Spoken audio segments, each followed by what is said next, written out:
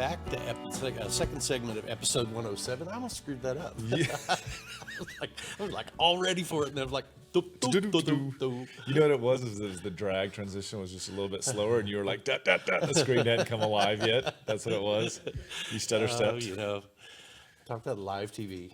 It is live. Well, it's not TV really, but whatever. It's still live, and it makes you think fast on your feet, which is very interesting some days. That is true. More difficult than others. So today is a really interesting topic.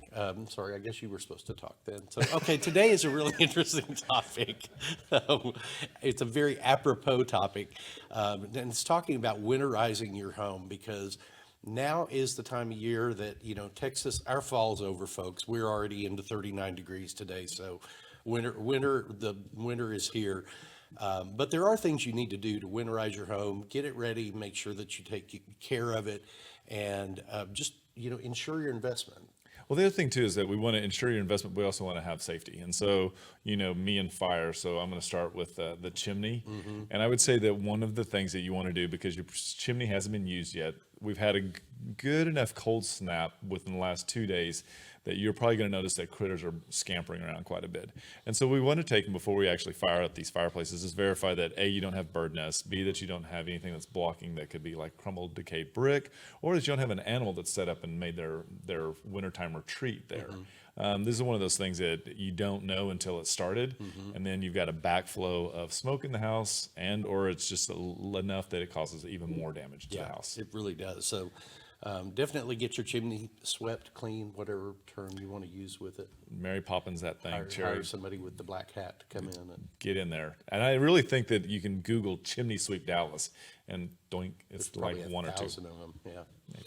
So the second thing is, this is a really good time of year to also remember to check the batteries in your carbon monoxide detector, because this is the time of year when gas appliances are going to come on. If you've got gas heat, you probably have a gas hot water heater, you have your fireplace that you're beginning to light.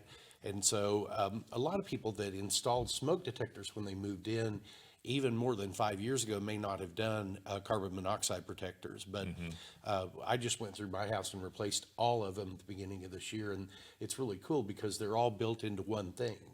So they run off one 9-volt battery. And you know, it's much easier to update everything now than it was. Okay, I'm gonna have to go check on mine because I don't think I have them even, and I have 2 fireplaces, so I need to get that fixed. Yes, yes, I do. So one of the other things too that we've noticed, and we've had Mike from Safe Haven Pest Control come out and talk about, now is the season again when everyone is looking for a home, and it could be, you know, your friendly squirrel, the possum, or if there's a lot that's being cleared in your neighborhood, you probably have little mice and little rats that are running around there. And it was very surprising when Mike was talking about how small of a hole they can get through. I mean, basically he was saying if your finger can fit through it, that sometimes mice can get through that. And so this is really one of those times, because when they get set up, and we've had clients, because I believe you set up a camera in someone's attic one time so that we could film what critter or critters were up there, and it was 1 or 2 possum. Well, I think she caught 2. There was one we thought that was the problem was solved, and then the camera stayed. Yeah. And then she's like, there's another one. And so this is the time when to get rid of that, because we also noticed that there's been quite a bit more on inspection reports for them saying that there's evidence of mice or rodents infestations, in your houses and in your attics. So get ahead of this, because you don't want to get woken up with them running across and you hearing them in the attic. Yes, that's very true.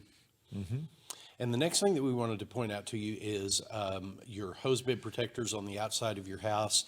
On days that it is going to freeze, you know, even though you leave the furnace on in your house, I think one of the things that we always recommend that you do is, if you have things that are on the exterior walls, if you have like interior bathrooms or laundry rooms that are on exterior walls, make sure that you leave those lines dripping during that time, because even if you're in a condominium, be sure and do it, because a lot of times in the condominium documents, you're responsible if that pipe bursts, and you're therefore responsible for all the damage of it. So, but one of the ways to protect your outside faucets is to put the styrofoam hose bibs on. And those are very easy and they're very inexpensive. But the funny thing is about the hose bibs, those hose bibs are at Lowe's and Home Depot, and I feel like they buy enough to last until like December. And then when you really need them in January and February, everybody's already bought them, and you're like, What happened? I know. So when you're going to be at Home Depot, because I know you're probably going to go buy some plants or something. No, you're buying your Christmas stuff right now. Oh, are you? We went in the store the other day, into Lowe's the other day. We were getting spray paint or something, and I looked over and it's all the trees set up, and I just had to go like this and walk away. Oh, it's too much. It's We haven't early. even Halloween. Okay, so last thing we want you to check on is we want you to check on your gutters. So gutters are one of those critical things that as the leaves really start to fall and with the temperatures dropping, it's going to signal the trees to drop, is that those get clogged. And the problem is that when that does back up, that does create roofing issues Yeah. to where you can have consistent damage that happens to the underment. Is that right? The underlayment of the roof. The decking, and can cause both rot, but it also can cause discoloration that can come through, and then that's just a whole nother issue you've got to address. Yeah, your gutters really need to be cleaned at least twice a year. At least. At least twice a year. And this is, if this is definitely one of those two that you need to do it in. Yep. Because you need to do it now because it's got all of that summer debris in it, all of the leaves, the little branches, the Right. acorns, all of that stuff. And then they need cleaned out now because they are going to get full again over the next couple of months with all the leaves dropping from the trees. So that is a short list. I think that we probably could have made the list 20 long, but we really just wanted to focus on things that would be that you could ward off larger damages or that could be safety concerns. Yes. So- So hope you found those helpful. We really, is there anything else that you wanted to add today? Happy Halloween. Okay, that'll be good. And be just sure to tune in next week on our second segment. We're going to have Jeremy Radcliffe back on with us, and he always brings such interesting information. So, And he's going to bring Carly. oh yes, Carly Khalid is going to be with him also. So if you have worked with Jeremy, you have worked with Carly, and they are a team that work really well hand in hand. And so we're excited to have them on next week. It'll be a great time. So thanks for your time today. And remember, we want to be your realtors for life.